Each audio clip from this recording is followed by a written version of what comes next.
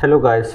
आज की वीडियो बहुत ज़्यादा इंटरेस्टिंग होने वाली है और आज के लेक्चर में हम डिस्कस करेंगे अबाउट प्रिडिक्टिव पार्सिंग। ठीक है। जैसे कि पिछले लेक्चर में हमने देखा था, पिछली वीडियो में, कि टॉप डाउन पार्सिंग में हमारे पास कौन कौन सी प्रॉब्लम्स आती है। एक थी हमारे पास नॉन टर्मिनेशन और दूसरी बैक ट्रैकिंग। तो हमारे पास ये जो प्रिडिक्टिव पार्सिंग है ये हम सीखेंगे और इसमें हमारे पास ये दोनों जो प्रॉब्लम्स थी वो सॉल्व हो जाएंगी इसमें। ठीक है। प्रिडिक्टिव पार्सिंग क्या है? अ top down parsing technique that parses the input string by looking at the next input symbol। ठीक है। तो होता इस तरह है कि इसको बैक ट्रैकिंग की ज़रूरत नहीं पड़ती कि भाई अगली प्रोडक्शन मैंने कौन सी सेलेक्ट करनी है, अगला नॉन टर्मिनल मैंने कौन सा सेलेक्ट करना है। तो इसके लिए इसको बैक ट्रैकिंग की ज़रूरत नहीं पड़ेगी कि इसको वापस जाके देखना पड़े। और वो जो हमने देखा था कि अगर एक गलत प्रोडक्शन सेलेक्ट हो जाए फिर ये वापस जाएगा, फिर सही प्रोडक्शन चूज़ करने की कोशिश करेगा। तो ऐसा कुछ करने की ज़रूरत नहीं पड़ेगी। ये जो है प्रिडिक्ट करेगा। प्रिडिक्टिव पार्सिंग नाम से ज़्यादा प्रिडिक्ट करेगा, अंदाज़ा लगाएगा, गैस करेगा। और वो गैस जो है वो ठीक भी होगा। वो उस पता चल जाएगा उसको कि भाई अभी करंटली मैंने ये वाली प्रोडक्शन चूज किया, अब जो नेक्स्ट मैं करूंगा मैं कौन सी वाली करूंगा। ठीक है। तो ये दोनों जो प्रॉब्लम्स थी ये दोनों हमारे पास से सॉल्व हो जाएंगी। और ये जो LL1 पार्सर है बेसिकली ये भी प्रेडिक्टिव पार्सिंग की एक टेक्निक है। जो टॉप डाउन पार्सिंग हमने पढ़ा था, ये उसमें मैंने आपको बताया था पिछले लेक्चर में कि LL1 पार्सर जो है ये एक उसकी टाइप है टॉप डाउन पार्सर की। तो ये भी एक टेक्निक है जिसमें होता है हमारे पास क्या है कि लेफ्ट टू राइट जो है इनपुट सिंबल स्कैन करता है। ठीक है। और उससे फिर हमारे पास क्या होता है कि यहाँ इससे हमें ये प्रेडिक्टिव पार्सिंग की टाइप है और हमें ये बैक ट्रैकिंग या नॉन टर्मिनेशन ये जो दोनों प्रॉब्लम्स थी वो सॉल्व हो जाएंगी। वो हमें ज़रूरत नहीं पड़ेगी बैक ट्रैकिंग की। ठीक है। और ये जो LL1 पार्सर है बेसिकली इसको LL1 इसलिए कहते हैं कि इसमें हमारे पास क्या होता है कि एक तो लेफ़्ट टू राइट स्कैनिंग होती है और फिर ये लेफ़्ट रिकर्सिव है। मींस के जो ग्रामर की राइट साइड है उसमें जो लेफ़्ट मोस्ट नॉन टर्मिनल होता है पहले उसको रिप्लेस करता है। ठीक है। और एक एक इस सिंबल को ये चेक करता है कि भाई अभी नेक्स्ट प्रोडक्शन मैंने कौन सी वाली सेलेक्ट करनी है।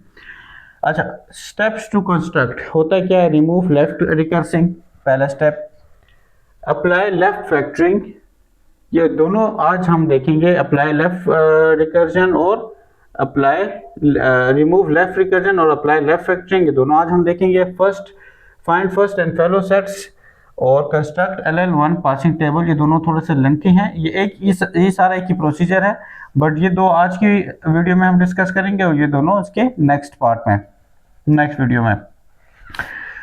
तो सबसे पहले क्योंकि नॉन टर्मिनेशन का जो मसला था, ठीक है, कि ग्रामर क्या करता था, एक जो लेफ्ट वाली जो प्रोडक्शन राइट साइड पर जो लेफ्ट मोस्ट प्रोडक्शन थी अगर हम वो चूज करते हैं तो बार बार उसी को ही वो रिपीट करता रहता था और एक इनफाइनाइट लूप में वो चला जाता था। तो लेफ्ट रिकर्जन से क्या होगा कि ये प्रॉब्लम हमारे पास सॉल्व हो जाएगी। अब ये देखें क्या है, E tends to E plus D oblique T, मतलब क्या है कि E इस साइड पे भी है और E ग्रामर की इस साइड पे भी है। अब बार बार होता क्या है कि वो इसी प्रोडक्शन को बार बार रिपीट करते हैं। ये नहीं कि भाई अब इसकी जगह अब टी से रिप्लेस कर दे E को, लेकिन ये क्या करेगा, बार बार इसी फर्स्ट वाली जो प्रोडक्शन चूज करता है तो इसी से अपने आप को बार बार रिप्लेस करता है और रिपीट करता रहता है। तो इसको रिमूव करने के लिए हमारे पास एक फार्मूला है। ठीक है। फार्मूला बहुत इजी है और ये कोई इतना मुश्किल नहीं है, बहुत इजी है इसको समझना। क्या लिखा हुआ है? A tends to A alpha और ओब्लिक बीटा, मतलब A या तो A अल्फा से रिप्लेस होगा या बीटा से रिप्लेस होगा। ठीक है।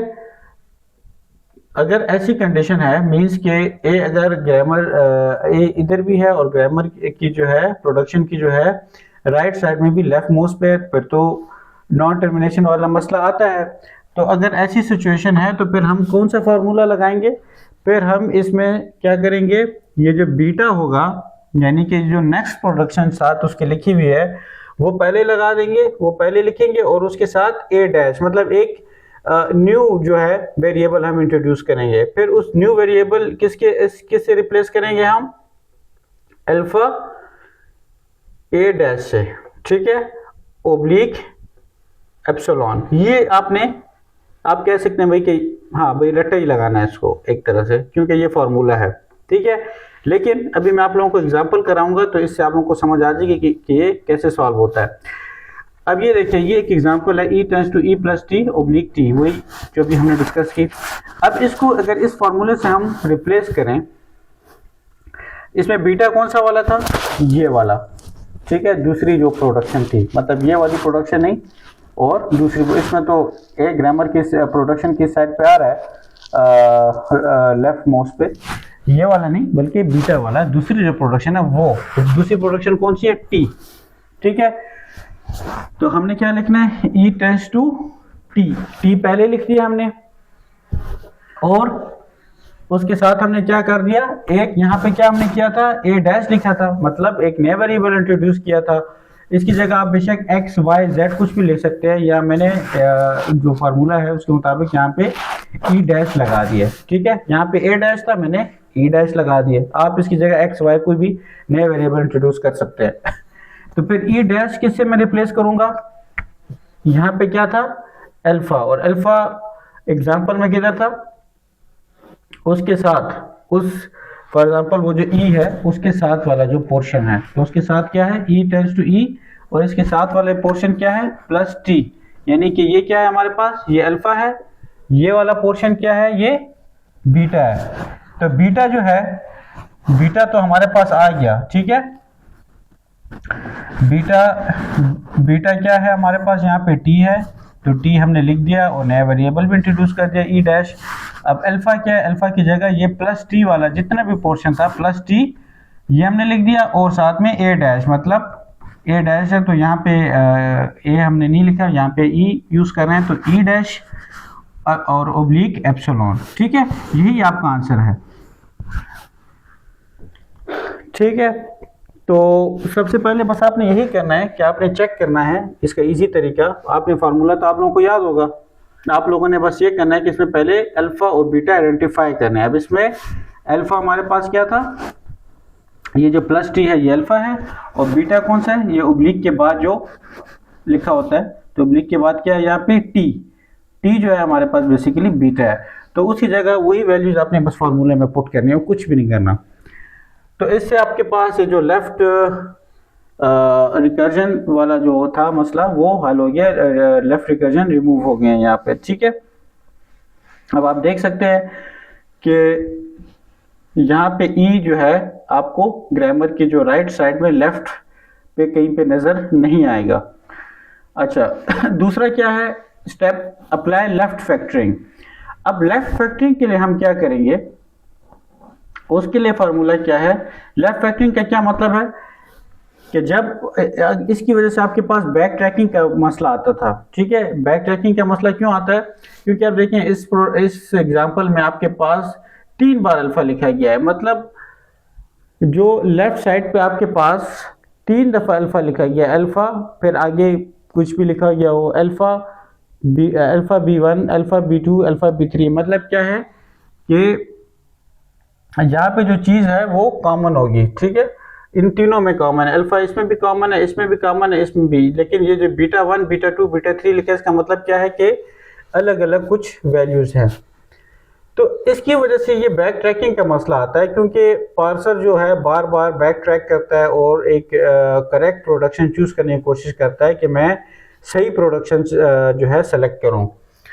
तो उसको लेफ्ट फैक्टरिंग को हटाने का क्या तरीका है, उसका भी यही इसका एक फार्मूला है, थोड़ा सा इससे डिफरेंट है इस वाले से। इसका फार्मूला क्या है, ए टेंड्स टू, यानी ए टेंड्स टू क्या हो जाएगा, अल्फा जो कि कॉमन है, और साथ में हमने इसी तरह एक नया वेरिएबल इंट्रोड्यूस कर दिया ए डैश, और ए डैश किसके इक्वल है, बीटा 1, बीटा 2 और बीटा 3 के, ठीक है। मतलब इसमें हमने क्या करना है, बीटा 1, बीटा 2 और बीटा 3 को अलग कर देना है, और अल्फा जो है वो हमने, जो कि मतलब कॉमन जो चीज़ थी वो हमने एक नया वेरिएबल के साथ लिख दिया है। ये फार्मूला है, ये भी आपको याद रखना है। अब एग्जांपल में क्या गिवन है, अब एक एग्जांपल में आपको गिवन है यहाँ पे ए बी और ए टेंड्स टू ए बी और ए सी, बी और सी जो है आपके पास बेसिकली नॉन टर्मिनल्स है और इसमें अब कॉमन क्या है ए, तो मीन्स के ए जो है आपके पास क्या होगा, ये जो वैल्यू है अल्फा की हम इसमें ये पुट करेंगे, ठीक है, तो ये अल्फा हो जाएगा और बी और सी जो है बेसिकली वो आपके पास बीटा 1 और बीटा 2 हो जाएंगे। तो अब हमने क्या पुट करना है, यही फार्मूला लेना है, ए टेंड्स टू क्या हो जाएगा, अल्फा की जगह आपके पास ए आ जाएगा और उसके बाद वही ए डैश उसी तरह लिख लें आप, ठीक है, ए टेंड्स टू ए और ए डैश। ए क्यों लिख रहे हैं, क्योंकि ए कॉमन है, ठीक है, ए कॉमन है और यहाँ पे फॉर्मूला में आपके पास क्या कॉमन था, अल्फा, ठीक है, तो ए टेंड्स टू ए हमने ए लिख दिया और साथ में ए डैश मीन्स के एक नया वेरिएबल इंट्रोड्यूस कर दिया।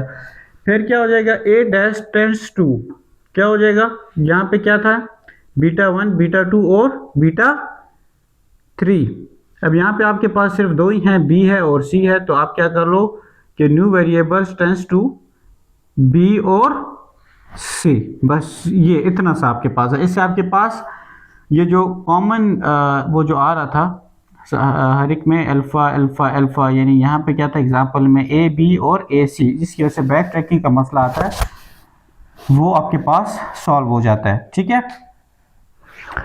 तो ये आपके पास पहले दो स्टेप्स हैं, ठीक है, जो हमने पहले प्रॉब्लम्स देखी थी पिछले वीडियो में कि नॉन टर्मिनेशन और बैक ट्रैकिंग, वो दोनों जो हैं हमारे पास ये पहले दो स्टेप से वो सॉल्व हो जाती हैं। अब ये जो तीसरा और चौथा स्टेप हम करेंगे वो थोड़ा सा लेंथी है, तो वो हम इंशाल्लाह नेक्स्ट वीडियो में देखते हैं उसको। गाइस अपना ख्याल रखिए और अगर वीडियो पसंद आई हो तो उसको लाइक और सब्सक्राइब कर दें। Thank you.